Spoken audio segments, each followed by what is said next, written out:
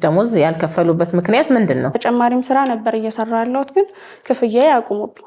ማሰልጠኛ እኮ አይደለም ለሰልጣኝ ተማሪ ይከፈላል እንዴ? ለሰራተኛ እኮ የሚከፈለው ክፍሩ ውል አላችሁ አይደለ? እንደሷ ሰራተኛ ሁኑ ብለው እንደ ሮል ሞዴል እኔን ሲያሞግሱ ነበር። አሁን እንደገና ለምን ቃላቸውን እንዳጠፉን የሚገባኝ ነገር የለም። 11 ወር ሙሉ በጥሩ ስትሰሩ እንደነበር እንግዲህ በግራ ቀኛችሁ የተካደ አይደለም። ማመልከቻ ባስገባች ማግስት እኮ አባረራት ነበር። ነገር ግን እኔ ድርጅት ውስጥ ደረቅ እንጂ ነበር የማይታዘዝ። እንዴ ከስራው ነው ወይስ ከእጄ ነው ችግር ያለበት? አይታዘዝም ነበር እጅሽ። ታዲያ ማን ያሳተማው? ለኔ ደዚህ ከስር ነው የመጣው ወደ ላይ አይደል? እንዴት ከላይ ይወልቃል ጥርስ? ከስር ተመቶ ነው። ከስርም ከላይም ያለው ጥርስ የራሴ ነው አይደል እንዴ? ስለ እድሜዋ ልዩነት ዛሬ ነው ከመጣሽ በኋላ ነው ያወቀው። ልክ ካገባሃለው ብየውማ ልክ ካገባሁት ኮርሶ ፊት አቀረብኩት አይደለ? ከባሌ ራስ ላይ ውረጅ። ሁሌ ከሱ ጋር ምንድነው አንቺ ችግርሽ? ስነ ስርዓት ያዥ። ሰው ስራ ፈጥቶ አይደለም መብቱን ለማስከበር የሚመጣው።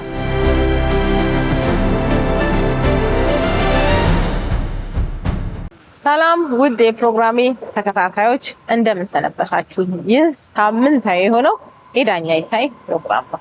ዳኛ ይታይ እንግዲህ እንደሚታወቀው በማህበረሰብ ውስጥ የሚከሰቱ አለመግባባቶች በህግ እንዴት ይፈታሉ፣ ህጉስ ምን ይላል የሚለውን አስተማሪ ፕሮግራም ወደ እናንተ ይዤላችሁ ቀርባለሁ። ይህንን ፕሮግራም ለእናንተ አዘጋጅቼ ማቀርብላችሁ እኔ ይታይ ቃሴ ሲሆን በሙያዬም ዳኛ ነኝ። ከእኔ በስተቀር ከሳሽ፣ ተከሳሽ፣ ምስክሮችን ወክለው የሚቀርቡት ተዋናዮች ናቸው። ዛሬም እንደተለመደው አስተማሪና አዝናኝ በሆነ መልኩ አንድ ፕሮግራም ይዤላችሁ ቀርቤያለሁ። ክርክሩና ፍርዱ ምን ይመስላል አብረን የምንከታተለው ነው። ወደ ችሎት ልገባ ነው። መልካም ቆይታ ይሁንላችሁ። ተከተሉ።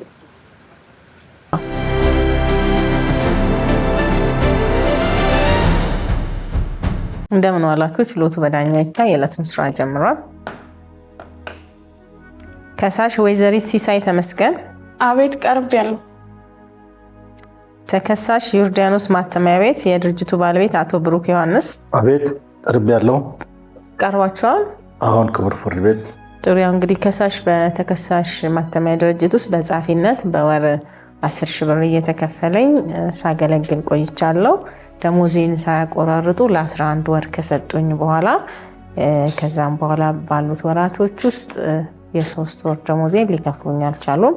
ስለዚህ የ3 ወር ደሞዜን እንዲከፍሉኝና ወጪና ኪሳራዬን ጨምረው የሚል ክስ ይዘሽ ቀርበሻል። ትክክል ነው ክቡር ፍርድ። እስኪ ምን ነበር ግንኙነታችሁ? አስረጂ። በእሳቸው ድርጅት ውስጥ ተቀጥሬ እየሰራው ነበር። ያው እንዳቀረብኩትም አያይዤ ለ11 ወር በስነ ስርዓት እየተከፈለኝ ነበረ። ከዛ በኋላ ለተከታታይ 3 ወር ግን የኔንም ጨምሮ አንድም የጽዳት ሰራተኛ አለች። ለሁለታችን ብቻ ግን ክፍያ እየተሰጠን አይደለም። ስራ የተቀጠሩት በውል ነው? አዎ በውል ነው። ውሉንም አያይዣለሁ። ውላችሁ ላይ ሆነው በስራ ግንኙነት በምትነጋገሩበት ጊዜ ደሞዝሽን በወር በወር ለመክፈል ነበር የተነጋገራችሁት? አዎ እንደዛ ነበረ። ለተከታታይ 11 ወርም እንደዛው ነበር ሲከፈለን የነበረው። ከዛ ለሌሎች ሰራተኞች ይከፈላል፣ ለኔና ለአንድ ጽዳት ሰራተኛ ግን ክፍያውን አቁመዋል። እንደውም እኔ ከስራ ሰዓቴ ውጪ ነበር እየሰራሁ ያለሁት። ተጨማሪም ስራ ነበር እየሰራሁ ያለሁት ግን ክፍያዬ አቁሞብኛል። ምንድነው በጻፊነት ነው የተቀጠርሽው? አዎ ውሉ ላይ እንደዛ ነው የሚለው። ስትሰሪስ የነበረው ስራ አሁን ሌላ ተጨማሪም ስራ እየሰራው ነው ለኔና ለጽዳት ሰራተኛዋ ነው እንጂ ለሌሎች ሰራተኞች ደሞዝ እየተከፈላቸው ነው። ምንድነው ላንቺና ለጽዳት ሰራተኛዋ ደሞዝ የተቋረጠበት ልዩ ምክንያት አለ? ምንድነው ምክንያቱ? ምንም አይነት ምክንያት የለም። ነገር ግን 3 ወር ሙሉ ጠበቅኩ፣ ሊሰጠኝ አልቻለም። ስለዚህ አሁን በግሌ ሌላ ጋር እየሰራው ነው። በውላችን መሰረት በጽህፈት ነበር እኔ ከሱ ጋር ውል ነበረኝ። ነገር ግን በኮፒ እሰራለሁ፣ ኮፒ አደርጋለሁ። ሌላም ድርጅት ስለሚሰሩ አግዛቸዋለሁ። እስከ ማታ 2 ሰዓት ራሱ ስጽፍ ነው የማመሸው።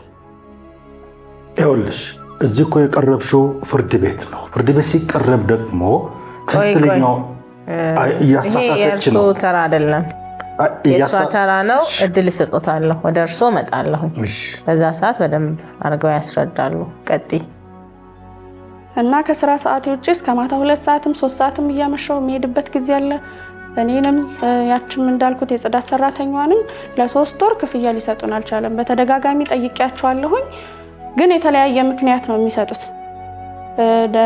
ለኔ ሂሳብ አልተስተካከለልኝም ይላሉ። ቀጣይ ላይ አንድ ላይ አጠራቅሜ እሰጣለሁ ይላሉ። ብዙ አይነት ምክንያት ነው የሚሰጡት። በትርፍ ሰዓት ለምትሰሩት ስራ ክፍያ አለው? በጭራሽ የለውም። እኔ ሌላ ስራ ስለማልሰራ ከስራ ሰዓት ውጪ እንደዚሁ ለማገዝ ያክል ነው። ሌላ ድርጅት ስላለ እንደዚሁ እሳቸው በካሜራ ምናምን ነው የሚከታተሉት። ስለዚህ እኔ ደግሞ በትርፍ ሰዓት የሌላ የምሰራው ነገር ስለሌለኝ ባግዛቸውስ ብዬ ነው በቃ በቅንነት የምተባበረው። ግን ቅንነቱን እሳቸው ከመልካም ሊቆጥሩት አልቻሉም። ጭራሽ ደሞዝ ይቀሙ። ፍርድ ቤት እያሳሳተች ነው፣ አቅጣጫ እያሳሳተች ነው። መስመሩን ቢይዝ ጥሩ ነው። አሁን አልከፈለኝም ያለችው አሁን የእርሶ ተራ አይደለም። እሺ ግን እኮ በፍላጎቷ ነው አምሽታ የምትሰራው። እሱንም የምትሰራበት ምክንያት ተራው አይደለም፣ የስራ ሰዓት መስራት ተራው አይደለም። እሺ ክቡር ፍርድ ቤት እድል ሰጥቶታለሁ። እንግዲህ ክቡር ፍርድ ቤት እኔ የተመረኩት በኮምፒውተር ሳይንስ ነው። እንግዲህ በጽህፈቱ ከዛኛው ውጪ ልሰራ የፈለኩት የስራ ልምዱን ፈልጌው ነው እኔ ማለት ነው። እና ከእሳቸው ጋር የኔ አጎት ቤተሰብ ስለሆኑ እስኪ ሞክሪው በሚለው ነበር እሳቸው ጋር የገባሁት ማለት ነው። መጀመሪያ ጊዜ ላይ በደንብ ነበር ክፍያውም ሲሰራ የነበረው። በስራ ሰዓቴም እየጠበቅኩኝ ነበረ ስሰራ የነበረው። ሌላም ተጨማሪ ስራም አልሰራም ነበረ ፍቃደኛ ካልሆንኩኝ። በኋላ ግን ጭራሽ ማግዘውን እንደ ግዴታ እየተቆጠረ እስከ ማታ 2 ሰዓት ሁላ ጭምር ነው እየሰራሁ የነበረው ማለት ነው። እንደገና ወረቀት ሲባክን ሁላ አንዳንድ ጊዜ ይሄን ያህል አባክነሻል መገዛት አለበት ይሉኝ፣ እዛው ብልሽት ሲፈጠር ማለት ነው። ማሽኑን ደግሞ እኔ ተደጋጋሚ እንዲሰራ ጠይቄ ነበር። ወረቀት የሚባክነው በምን ምክንያት ነው? ማሽኑ የድሮ ነው። እንደ በጣሊያን ጦርነት ጊዜ ገባ ይሁንም አላውቅም፣ ሊሰራልኝ አልቻለም። ረጅም ጊዜ እንዲሰራ ጠይቄያለሁ። በራሴ ሜንቴናንስ ባለሙያም ለማምጣት ሞክሬያለሁ። የሱን ጭምርም ሁላ በቃ ከራሴ ነው ወጪ እያወጣው ስከፍል ነበር። ከዛ በማሽኑ ምክንያት ሲበላሽ ልክ እንደኔ እንደተበላሸ ከደሞዜ ቆርጡም ነበር ተጨማሪ ማለት ነው። እንደገና እሱ ካልሰራልኝ እኔ ክቡር ፍርድ ቤት በምን ልሰራ እችላለሁ? ሌላ አዲስ ግዥም እንዲፈጸም ተደጋጋሚ ጠይቄያለሁኝ፣ ግን ምንም ጥያቄ መልስ ሊሰጡት አልቻሉ። ስለዚህ ወረቀትም የሚባክነው የነበረው በእኔ ጥፋት ሳይሆን ማሽኑ ስለማይሰራ ነበረ። ለዛም ብዬ ሌላ ቢሮ ሁላ እየሄድኩኝ አስቸኳይ ሲሆን ኮፒ እየተባበርኩኝ ኮፒ አደርጋለሁ፣ የጽሁፍም ስራ እየሰራሁ አመጣለሁ። ግን እሳቸው ይሄንን ሁላ ከውለታ ሳይሆን ጭራሽ እንደኔ ግዴታ እየታሰበች የወር ደሞዜንም እስከ መቀማት ተደረገ። ምንድነው ምክንያታቸው? የ3 ወር ደሞዝሽን ሲከለክሉሽ ምን ነበር ምክንያታቸው? እንዲከፍሉሽስ ወደዚህ ፍርድ ቤት ከመምጣትሽ በፊት አልጠየቅሽም ነበረ? ጠይቄያለሁ በተደጋጋሚ። እኔ ብቻ አይደለሁም ሌሎቹ በሞላ ሰራተኞች ሲከፈላቸው የኔና የጽዳት ባለሙያ ግን አይከፈላትም ነበር፣ የሁለታችን ማለት ነው። በተደጋጋሚ ጥያቄ አቀረብን። ቆይ ቀጣይ ወር ላይ ተጨምሮ ይሰጣቸዋል ነው መልስ የሚሰጠኝ ማለት ነው። ወይም ደግሞ ብልሽት እንደዚህ እያረክሽ ስለሆነ በኪሳራውም ላጣጣው እችላለሁ የሚባልም ከዚህ በፊት ተብያለሁ። ግን ለምን እንደዚህ ይሆናል ብዬ እንደገና ጥያቄ አቀረብኩኝ። ከዛ በኋላ እሺ ይስተካከልልሻል፣ ግን ቀጣይ ወር ነው የምትጠይቁኝ ሲስተካከል የሚል መልስ ነው የተሰጠኝ። በቂ ምክንያት አለ ለማጅነኝ ለኪስራ ስለዳረግኩት ነው ማሽኑን ስላበላሸው። እስቲ ክቡር ፍርድ ቤት ይሄን ጥፍር ይዩት፣ እስቲ የሚጽፍ ነው ይዩት። 2 ደብል ነው የሚመታው ጣቷ። ሰራተኞቹ በሙሉ ተረባርበው እሷን ሲያግዙ ነው የሚውሉት። አትሰራም። በዚህ ምክንያት ያልተከፈለኝ ማለት ሲቀላት ያልሆነ ዝባዝንኬ ወሬ ነው እያመጣች እያወራች ያለችው። ስሜን የጣሊያን ጊዜ ማሽን ትላለች። ስለ ጣሊያን ምን ታውቃለች እቺ?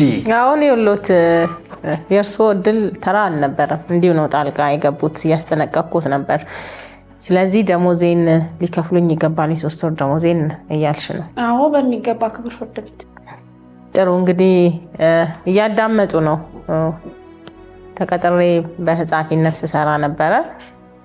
የ3 ወር ደሞዝ አልተከፈለኝም፣ ሊከፈለኝ ይገባል የሚል ክስ ነው የመጣሁትና ምን ይላሉ? ክቡር ፍርድ ቤት አመሰግናለሁ። በመጀመሪያ ደረጃ 2-3 ጊዜ የተጣረሰ ሐሳብ። የመጀመሪያው አጎቴ እስቲ ሞክሪ ብሎ ነው ያመጣኝ ትላለች። ሁለተኛ ደግሞ በውል የተቀጠርኩት ትላለች። በውል እኮ የሚቀጠር ሰው በማስታወቂያ ወጥቶ ተወዳድሮ የሚቀጠር ሰራተኛ ነው። በሶስተኛ ደረጃ ደሞዝሽ ለምንድን ያልተከፈለሽ ስትባል የጣሊያን ጊዜ በመጣ ማሽን እየተበላሽ ምን አለች? ሌላ ጎረቤት ሄጄ እኮ እያሳተምኩኝ ነው፣ ስራ እየሰራሁ ነው። የኔ ድርጅት ነው፣ እኔ ነኝ ማሽኔን ማስጠገናቅቶኝ እሷ የኔን ስራ ጎረቤት ሄዳ የምታሳትመው። ለዚህ እኮ ክቡር ፍርድ ቤት አብረውኝ የነበሩ ሰራተኞች ምስክር ሊሆኑ ይችላሉ። ክቡር ፍርድ ቤት 11 ሰራተኛ በትክክል ቀሪው ሰራተኛ በትክክል ደሞዛቸው እየተከፈለ ነው። የሷና የጽዳት ሰራተኛው ያልተከፈለበት ምክንያት ለኪሳራ ስለዳረገችኝ ነው። ምንድነው ለኪሳራ ያደረጓችሁ? እኔ እኮ ማተሚያ ቤት ነው፣ ማተሚያ ድርጅት ነው። መጽሐፍ ነው ማሳትመው፣ ለተማሪ ነው፣ ለሌክቸረሮች ነው፣ ለድርጅቶች ነው፣ ለኤንጂኦ ነው ማሳትመው። አናባቢ ቃላቶችን ማታቅ ነች። እርሶ ሲቀጥሯት መጀመሪያ ሲቀጥሯት ልምዷን አይተው ክፍተትም ስተትም ካለ ተራርመው ስራዎች እንዲሰሩ ማድረግ አልቻሉም ነበር? እንዴት ነበር የቅጥሩ ሁኔታ? ክቡር ፍርድ ቤት መጀመሪያ መጣች እንደማንኛውም ስራ ፈላጊ። እኔም ሚስቴ ሴት ነች፣ እህል ልጆች አሉኝ፣ ሴት ልጆች፣ ሳያትም ወጣት ነች፣ እንጀራ ፈላጊ ነች በሚል እስቲ ትለማመድ ትሞክር። ደግሞ አጎቷ ወዳጄ ነው አጎቷ። ከዛ በኋላ ትሞክር ብለን ስንጀምር የመጀመሪያ ስሞን ትንሽ ተፍተፍትል ነበር። የማወቅ ፍላጎቷ የሥራ ተነሳሽነት ጥሩ ነበር። 1 ወር ከሰራች 2 ወር ከሰራች በኋላ ግን ፊት ማለት ጀመረች። በቃ አጎቷን ተንተረሳ ይሁን ወይስ ደግሞ የኔ ለዘብተኝነት ይሁን አላውቅም። አንድ መጽሐፍ ለማሳተም እኮ 12 13 ደርዘን ወረቀት ነው የሚባክነው። አናባቢ ቃላቶችን አታውቅም። ለምሳሌ እርጋት ሲባል መጻፍ አለበት፣ ሲጻፍ ርጋት ነው የምትለው እሷ። እንደገና ያው ከተጠረዘ በኋላ ስና ኤዲተሩ ሲያየው በፍጹም በቃ የማይሆን ነው። እንደገና ወረቀት ይቃጠላል፣ ይቀደዳል። ከመታተሙ በፊት እርማት አይደረግም። ወረቀት ባከና እዛ ወረቀት ላይ ነው እኮ ፕሪንት አውት አለ። ፕሪንት ከወጣ በኋላ ነው ወደ ኤዲተር ጋር የሚደርሰው። ክቡር ፍርድ ቤት የኛ የሥራ አካሄድ ያ ነው፣ እንደዛ ነው። አለበለዚያ ሌላ ኮምፒውተር ላይ ቼክ የሚያደርግ ሙያተኛ የለንም። እሷ በምንድነው የተመረቀች ያለችው? በዚህ የተመረቀ ሰው እንደዚህ አናባቢ ቃል የማያውቅ ሰው አይቲ ነው ያለው። ስለዚህ ኮምፒውተር ላይ ከመውጣቱ በፊት ሙያዋም ስለሆነ ከስር ለማረም አልሞከሩ። አብራት ያለችው የጽዳት ሰራተኛ ሁሉ ማስተባበር ነው፣ አድማ ማስመታት ነው የጀመረችው። ሌሎቹ ወደ ሌሎች ሰራተኞች እንዳይዛመትብኝ ብዬ ነው። የተሳሳተ ነው ክቡር ፍርድ ቤት። እኔ አሁን ለኪሳራ እየተዳረኩ ነው። ወጪ በዛ። እኔ ለሰራተኛ ደሞዝ ላይ ከፍሉ የቻሉበት የ3 ወር ደሞዝ ያልከፈሉበት ምክንያት ምንድን ነው? ማሰልጠኛ እኮ አይደለም። ለሰልጣኝ ተማሪ ይከፈላል እንዴ? ለሰራተኛ እኮ ነው የሚከፈለው። ክፍሩ ውል አላችሁ አይደለ? ያው ተነጋግረን ስራ ፈላጊነቷ ታታሪነቷ አይቼ እስኪ ብዬ ነው ያስገባዋት አሉ አይደል እንዴ? ስለዚህ የቅጥር ውልም አላችሁ እዚህ ጋር ስትገባ። ክቡር ፍርድ ቤት አጎቷ ነው፣ ብልህ ሰው ነው፣ ማገናዘብ የሚችል እንዲህ አይነት ነገር ሊመጣ እንደሚችል በጥንቃቄ የተረዳ ሰው ነው። ምክንያቱም የእህቱን ልጅ ባህሪ ስለሚያውቅ ምን አለ፣ እኔ ገብታ ትስራ ትለማመድ፣ ከዛ በኋላ ሁሉ ነገር በሂደት ይሆናል ብዬ ነበር። ኋላ ግን መጣና አይ ወረቀት የያዘው ነገር ጥሩ ነው፣ በውል ይታሰር አለ። እኔ የዋሁ ሰው ደግሞ እሺ አልኩ። ለካ ይሄን ለማምጣት አስበው ነበር። ከጥሩ ወዳጄ የምታቀያይመኝ ነው ካጎቷ። እኔ ወዳጄ ነው። እንግዲህ የቤተሰባዊ ግንኙነትም ካላችሁ እንደዚህ አይነት በስራ ላይ እንደዚህ አይነት ክፍተቶች ሲፈጠሩ አጎቷም ስላሉ ችግሮቿን እንድታርም እንደ ቤተሰብ መጀመሪያ መነጋገር አልቻላችሁ ነበር? እስቲ ተናገሪ፣ ራሷ ትናገር። እኔ ራሷ አትዋሽም፣ ተናገሪ። በዚህ ጥፍር ይሁት ይሄን ጥፍር አንድ ፊደል ለመምታት 30 ፊደል ነው የሚነካው። ስንት ነው የምታበላሽው? እስቲ ተናገሪ፣ ንገራቸው። የተከበረው ፍርድ ቤት ይሄ እኮ ወረቀቱ የገባውን የወጣውን እኛ ማወቅ እንችላለን። ሲጀመር ደግሞ ጥራቱን የጠበቀ ስለሆነ ነው ከታተመ በኋላም ለድርጅቶቹ እያስረከብን ያለ ነው ማለት ነው። 11 ወር ያንን ሰርተን አሁን እንደ አዲስ ተለማማጅ ደሞዝ ላለመክፈል የተፈጠረ ምክንያት ነው እንጂ ምንም አዲስ ነገር የለም። በቃ ያው 11 ወር ሙሉ ስትሰራ በትክክል ደሞዝ ሲከፈላት እንደነበር እየገለጸች ነው። እርሱም ደግሞ አልካዱ መጀመሪያ ጥሩ ስራ ትሰራ ነበር እያሉ ነውና ከዛ በኋላ ነው እንግዲህ ያሁን የ3 ወር ደሞዝ ባለመከፈሉ ምክንያት እዚህ ፍርድ ቤት ልትቀርቡ የቻላችሁት ሁለታችሁ። ከዛ በፊት 11 ወር ሙሉ በጥሩ ስትሰሩ እንደነበር እንግዲህ በግራ ቀኛችሁ የተካደ አይደለም። ከዛ በኋላ ያለውን ነገር አስተካክላችሁ መቀጠል አልቻላችሁ፣ ተራርማችሁ። ክቡር ፍርድ ቤት እኔ ሌላ ቦታም እሰራለሁ። ሰራተኞችን የምቆጣጠረው በሞባይሌ ነው፣ በኢንተርኔት ነው የምቆጣጠረው፣ በካሜራ ነው። አብዛኛውን ጊዜ እኔ ማስረጃውን የተወሰነም ያያያዝኩት አለ፣ እንደገና ማቅረብ ካሉ ማቅረብ እችላለሁ። በመጀመሪያ 3 ወር በጣም ጠንካራ ሰራተኛ ተፍ ትል ነበር። ለማወቅ የነበራት ጉጉት እንድትቀጥል ረዳትና እስቲ ትቀጥል ብዬ ሞከርን። በኋላ ግን ያው ቅድም እንዳልኩት ነው። እኔ ምን እንዳየች አላውቅም። በቃ እኔ ለኪሳራ በሚዳርግ መልኩ ነው ስትሰራ የነበረው። አዘኔታና ስራ እኮ ይለያያል አይደለ? እቺ ልጅ በአግባቡ ስራዋን መስራት የማትችል ከሆነ በሙከራ ጊዜ ማሰናበት ይችላሉ አለ አይደለ እንዴ? የሙከራ ጊዜ አለ። ያንን የሙከራ ጊዜ ጥሩ ሰራተኛ ካልሆነች በዛ ሰዓት ማሰናበት ይችሉ ነበር። 11 ወር ከተሰራ በኋላ ግን ጥሩ ስራ አልተሰራም ወይም ደግሞ በአግባቡ እየተሰራልኝ አይደለም ብሎ የደሞዝ ማቋረጥ ወይም ደግሞ እንደዚህ አይነት ጥያቄዎችን ማንሳት ተገቢነት ያለው ነገር አይደለም። እኔ የሸወደኝ በ45 ቀን የሥራ ሙከራ ጊዜ ውስጥ ሁሉንም ውሳኔዎች መወሰን እችል ነበር። ግን ሁለት ነገሮች አታለሉኝ። አንደኛው 15 ቀኑ አይደለም 3 ወር ድረስ 90 ቀን ድረስ በጣም ታታሪ ሰራተኛ ነበረች እና ለማወቅ የነበራት ጉጉት እኔን አታለለኝ። ሁለተኛው ጫና ያደረገብኝ ደግሞ ያጎቷ ጉዳይ ነው። እንደነገርኩት ወዳጄ ነው። ሌላ አልነገርኩት። እንዳውም ሶስተኛው ጉዳይ ግን ወይ እቺ ልጅ ወጣት ነች፣ ሳይወት መልከ መልካም ነች፣ ፊቷም እንዳዩት የደም ግባቷም ጥሩ ነው። እኔም ደግሞ ለሴት ልጅና ለወጣት በጣም ሩሩ የሆነ አንጀት ነው ያለኝ። ይህን ነገር ላለማድረግ እነዚህ 3 ምክንያቶች ናቸው የጋረዱኝና እንዳልወስን ያደረገኝ። በመጨረሻ ግን በቃ ወደ መክሰር ደረጃ ስደርስ ነው እሷም ደግሞ ሌላ ጽዳት ሰራተኛዋንም ወደ ማሳደም ስራ ወደ አለመስራት ብልሽት በቃ ሁሉ ነገር ሲበዛብኝ ነው። ይሄ ስም ማጥፋት ነው። የተከበረ ፍርድ ቤት እኔ እኮ ለተደጋጋሚ 3-4 ጊዜ የሚሆን የስራ መልቀቂያ አስገብቻለሁ፣ ግን ሊቀበሉኝ አልቻሉ። እንደገና ተጨማሪም ስራ እስከመስራት የምደርሰው ይሄንኛውን ነገር ስለለመድኩትም ስለምሰራውም ጭምር ነው። ይሄ የጽሁፍ አገልግሎት ምንም ከ1 ወር በላይ የሚፈጅ ነገር አይደለም። በትምህርትም ስሰራ ያለፍኩበት ነገር ነው። 11 ወር ማለት ማሽኑን ራሱ ብለማመደው እስከዛ ጠግኜ ይሄን እንዲሰራ አደርግ ነበር። አትንኪ ስላሉኝ ነው እንጂ እውነት ለመናገር ማለት ነው።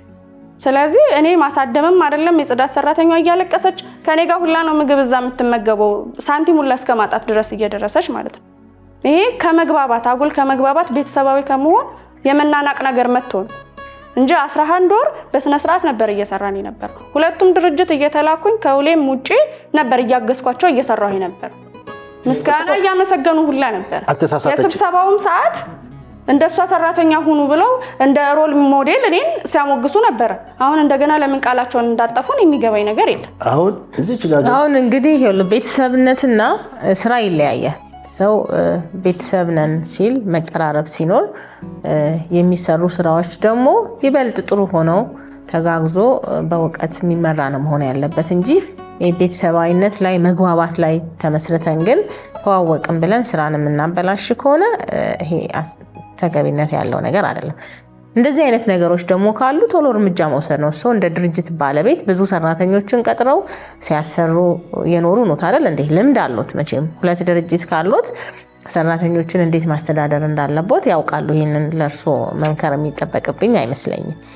ለዚህ ግን ያው ብዙ ጊዜ እንደዚህ አይነት ነገሮች ሲመጡ ቆም ብሎ ማሰብና በህጉ መሰረት ህጉ ባስቀመጠው መሰረት ተገቢውን እርምጃ መውሰድ፣ ማስጠንቀቂያ መስጠት፣ እርምቶችን ማድረግ። በዛም ደግሞ የማይስተካከልና የማይታረም ከሆነ ህጉን ጠብቀን ደግሞ እንደ ህጉ ሄደን ካልቻለችና ለድርጅቱ ማትጠቅም ከሆነ ያው ጠቅማ መጠቀም አለባት አይደል እንዴ? ስለዚህ ሙያዊ አገልግሎቷን ማትሰጥ ከሆነ እስከ ማሰናበት እኮ መድረስ ይቻላል በስምምነት። እዚህ ሳይደረስ ማለት ነው። የስራ ልምድ ተሰጥቶ አስጨርሱኝ፣ የስራ ልምድ ሰጥተው ደሞዝ ሰጥተው የሚገባውን በህጉ ላይ የተቀመጠውን አንድ አሰሪ ለሰራተኛውን ከስራ ሲያሰናብት ማድረግ የሚገባውን ነገር አድርጎ እለቃለሁ ሲል ደግሞ ሰራተኛውም በህጉ የተቀመጠውን ነገር መብቱን ጠይቆና ተሰጥቶት እንዲሄድ በንግግር ማድረግ የሚቻል ነገር ነው። እዛ ላይ ደግሞ ሰራተኞቹ ሲቀጠሩ መብትና ግዴታቸውን በአግባቡ እንዲያውቁ ማድረግ የቀጣሪውም ኃላፊነት ነው የሚሆነው፣ እንደዚህ አይነት ክፍተቶች እንዳይመጡ። ስለዚህ መግባባቶች ስራን፣ ቤተሰባዊነት ደግሞ ስራን የሚበድል ከሆነ እንደዚህ አይነት ነገሮች ለወደፊትም ስራውት የሚቀጥል ስለሆነ መታረም ነው ያለበት። አሁን ከስር ያለው ድርጅቱ ተዘግቷል ምናምን እያሉኝ ያሉት ተዘግቷል። ድርጅቱ ያልተዘጋም ግን ሊዘጋ አፋፍ ላይ ነው የቀረው። እኔ እቺ ልጅ ቅድም ባቀረብኩት ምክንያት በ3 ምክንያቶች አላሰናበትኳትም። በመጨረሻም ደግሞ ማሽኔ እኮ አፍ ቢኖረው ይናገራል ምንም ይሄን ደረቅ እጇን ይዛ መጣ እርጥም ካደረገችውና ዕውቀት ካገኘች በኋላ በማሽን የተለማምዳ ብዙ ወጪ ለጥገና አውጥቼ ለኪሳራ ዳርጋኝ ዕውቀት ካወቀች በኋላ ቢያንስ 2 ዓመት እንኳን አገልግላኝ ትሄዳለች በሚል እንጂ ያቆየዋት ማመልከቻ ባስገባች ማግስት እንኳን አባረራት ነበር። ነገር ግን እኔ ድርጅት ውስጥ እንኳን ደረቅ እንጂ ነበር የማይታዘዝ። እንዴ ከስራው ነው ወይስ ከእጄ ነው ችግር ያለበት? አይታዘዝም ነበር እጅሽ። ታዲያ ማን ያሳተማው? ለኔ ደስ ዕውቀት ገበየች። ዕውቀት ከገበየች በኋላ እኔ መሸጋገሪያ አድርጋ ልትሄድ እኔ ደግሞ ነው ቢያንስ 2 ዓመት ማገልገል አለብሽ። እኔ ቤት ማሰልጠኛ አይደለም ሰልጥነሽ የምትሄጂው። ባገኘሽ ዕውቀት ልክ በተከፈለሽ ልክ ማገልገል አለብሽ። 2 ዓመት ካገለገልሽ በኋላ በክብር አሰናብትሻለሁ ነበር ጥያቄ። ደሞዝ የከለከሉበት ምክንያት ይሄ ነው። ደሞ ለኪሳራ ዳረገችኝ ክቡር ፍርድ ቤት። ለኪሳራ ተዳረኩ። ለአንድ መጽሐፍ 2 ደርዘን እንትን ደስታ ወረቀት ይበቃ ነበር። 12 ነው የምጨርሰው እሷ 12። ዛሬ 1 ደርዘን ወረቀት ደስታ ወረቀት ዋጋ ይታወቃል።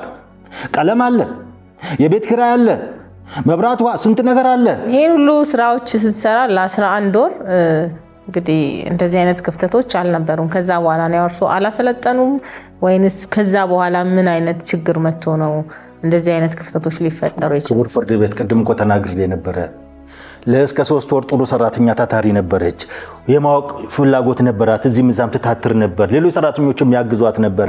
ነገር ግን ከ3 ወር በኋላ ነው አናቴ ላይ ፊት ለማለት የሞከረችው። ቤቱን እኔ እንግዲህ ከውጪ ወይ እኛን ወስድሻለን ብሎ ብዙ ተቀናቃኛለኝ አይተዋት ይሆናል። በዛ ተፍተፍ ስትል በውስጥ ተነጋግራ በውጪ ሊሆን ይችላል። ከዛ በኋላ ግን ያለመግባባቱም ካለ እኮ በተገቢው መንገድ መሰነባበት ይቻላል። እሱ ስለምን ይጎዳሉ ታዲያ? ዕውቀት ወስዳ ሳታገለግለኝ ማሽኔ በእጁ በእግሩ በባዶ እግሩ እስኪል ድረስ እየጮኸ ገና ስንለኩሰው ነው የሚለው በሷ ምክንያት። እንዴ የተከበረው ፍርድ ቤት እኔ እኮ በላለው እጠጣለው፣ የታክሲ ያስፈልገኛል፣ ንጽህና መጠበቅ ያስፈልገኛል፣ ብዙ የምጠቀመው ነገር አለ አይደለ? ሮቦት አይደለም መቼም ባስቀመጡኝ ነገር የምገኘው ብዙ ነገር ያስፈልገኛል። ለዛ ደግሞ ደሞዝ መከፈል አለበት። 3 ወር ሙሉ ስመላለስ ቆይቼ ካልተከፈለኝ እኔ 2 ዓመት ጭራሽ እንዴት ነው የምጨምረው? ደስተኛ ቢሆኑም ባይሆኑም ደግሞ ያን ያክል ጊዜ ሰርቻለሁኝ አይደለ? ካልሆነ እሺ ይሄው ማሰናበቻ ብሎ ማሰናበት የዛን ያህል ኪሳራ ላይ ከተደረሰ። ሲጀመርም ግን እኔ 5 ቀን ራሱ አልፈጀበኝም። እሱንም ከነሱ ጋር ለመግባባት ነው እንጂ ስራውን እኔ ቀድሜ እዛው ትምህርት ቤቴ ጨርሼ የወጣሁት ነገር ነው። በዲግሪ ተመርቄ ነው የወጣሁት። በግድ ነው ለማቆየት እየሞከረ ያሉት። እኔ ደግሞ በደሞዝ ታስሬ ደግሞ መቀመጥ አልፈልግም። ሌላ አማራጭ እፈልጋለሁ ብዬ ሌላ ጋር ስራዬን ጀምሬያለሁ። ስለዚህ ደሞዝ ያልተከፈለበት ምክንያት ለኪሳራ ዳርጋኛለች በሚል ነው። ክቡር ፍርድ ቤት በሚገባ እኔ ለኪሳራ ባዶ የነቀረው ተርካድ ብድር አናቴ ላይ እየጮኸብኝ ነው በሷ ምክንያት። እሷ ከመጣች ጊዜ ጀምሮ ማሽኔም በብልሽት ነው፣ ወጪ ነው። ማትረፍ አልቻልኩም። ለሰራተኛ ደሞዝ መክፈል አይደለም ግብር መክፈል አልቻልኩም። የመብራት የውሃ መክፈል አልቻልኩም። ለኪሳራ ስለተዳረኩኝ ደሞዝ ያልከፈልኩበት ምክንያት ይሄ ነው። ኪሳራውም የመጣው በሷ ምክንያት ነው። ከማሽኔ ጋር ቅርብ ነች።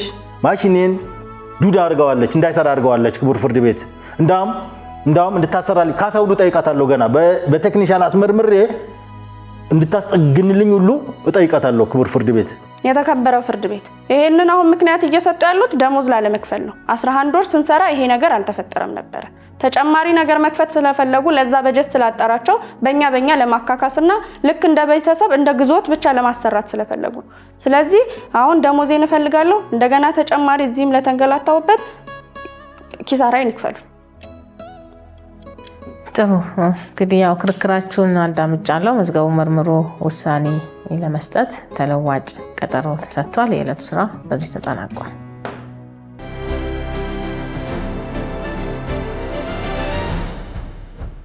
እንደምን ዋላችሁ። ችሎቱ በዳኛ ይታይ የዕለቱን ስራ ጀምሯል።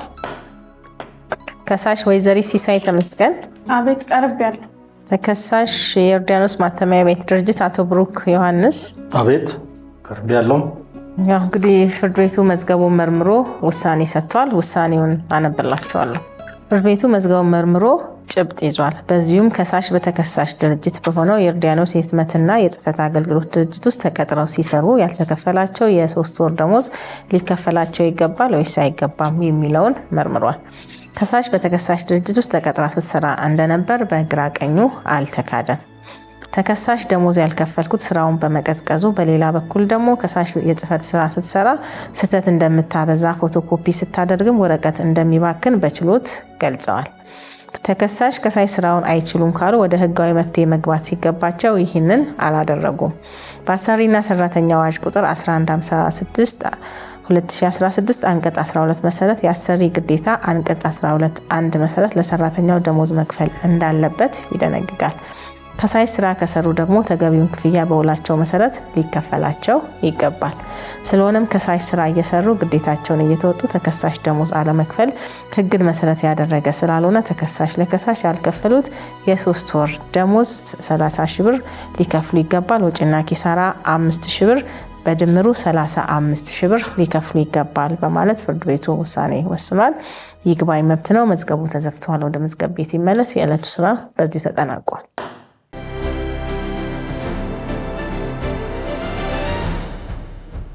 የዛሬውን ችሎት እንግዲህ እንዳያችሁት ነው። እኔ ክሴን አቅርቤ ያጣሁትን ደሞዝ እንዲከፈለኝ ሆኗል። በፍርዱም በጣም ደስተኛ ነበርኩ ከሚባለው በላይ። ሰው የሰራበትን ማግኘት አለበት። ጊዜውን፣ እድሜውን፣ ብዙ ነገሩን መስዋዕት አድርጎ የሰራበትን ነገር ሊያገኝ ይገባዋል። ለዚሁም ደግሞ ተገቢውን ፍርድ ስለተሰጠኝ በጣም ነው የማመሰግነው። ደስተኛ ነበርኩኝ። ብዙ ጊዜ ቀጣሪዎች እንዴት ነው ህግ የሚጥሱበት ነገር አለ። ሰራተኛ ደግሞ የሰራበትን ነገር ደግሞ ጠይቆ ህግ ስላለ በህግ መልኩ ማግኘት አለበት ብዬ አስባለሁ እና ያለ ምክንያትም የተቆረጠብኝ ገንዘብ እንዲመለስልኝ ስለሆነ በጣም ነው የማመሰግነው። እግዚአብሔር ያክብርልኝ። እኔ እንደ አንድ የካምፓኒ አሰሪ አንድን ሰራተኛ ደሞዝ በመከልከል ማዘግየት እንደማልችልና ህግ ለሁሉም ለአሰሪም ለሰራተኛም እኩል ሆኖ የሚፈርድ መሆኑን በነበረው የችሎት ክርክር ተረድቻለሁ፣ ተምሬበታለሁ። አባይ ቴሌቪዥንና ዳኛ ይታይ ፕሮግራምን እጅግ በጣም አድርጌ አመሰግናለሁ። ችሎቱን እንደተመለከታችሁት ነው። ሰራተኞችን ቀጥረው የሚያሰሩ ቀጣሪዎች የቀጠሯቸውን ሰራተኞች ስራ ከማስጀመራቸው በፊት መብትና ግዴታቸውን ቢያሳውቋቸውና በተቀጠሩበት ስራ በቂ ልምድ አግኝተው ራሳቸውንም ሆነ የተቀጠሩበትን ድርጅት በቅንነት በታማኝነት እንዲያገለግሉ ቢያሰለጥኗቸውና በዚህም መካከል ስህተቶች እንኳን ቢፈጸሙ አሳማኝ በሆነ መንገድ እንዲረዱና ስህተታቸውን እንዲረዱ ማድረግ እንደ ቤተሰብ በማየት ቢያቀርቧቸው ይመረጣል። ይህ ሁሉ ሆኖ ግን ከአቅም በላይ የሆኑ ችግሮች ከተፈጠሩ ለህግና ለሞራል ተቃራኒ ባልሆነ መንገድ ተገቢውን ደሞዝና ጥቅማጥቅምና የስራ ልምድ ሰጥቶ በማሰናበት በህግ ተጠያቂ ሊያደርግ ከሚችል አሰራር መጠበቅ ያስፈልጋል የሚለው የዕለቱ መልእክቴ ነው። ውድ ተመልካቾች እንዲቀርብላችሁ የምትፈልጉት የህግ ጉዳይ ካለ እንደተለመደው በኮሜንት አሳውቁኝ። ሳምንት በሌላ ፕሮግራም እስከምንገናኝ መልካም ሳምንት።